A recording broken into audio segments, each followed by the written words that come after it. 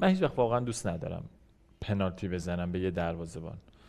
یعنی چون خودم گلرم، اگه واقعا قانون اجازه نمیداد حتی اون پنالتی هم به پیام من نمیزدم تو پنالتی‌ها به هیچ وجه.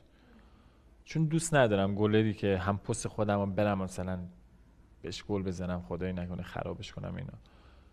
من یه بار یه اتفاقی افتاد، گفتم اگه پنالتی افتاد سیج افتادیم جلو، من اگه توپو بگیرم برم بکارم داور سوتو بزنه، میرم به گلره میگم، به درزو میگم من نمیزنم.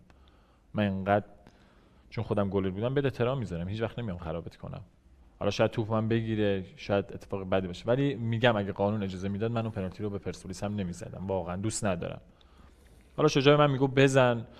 فکر کنم بازی با چادرملو بود که 3 جلو بودیم، هوادارا گفتن برو. اصلا این کارو دوست ندارم واقعا.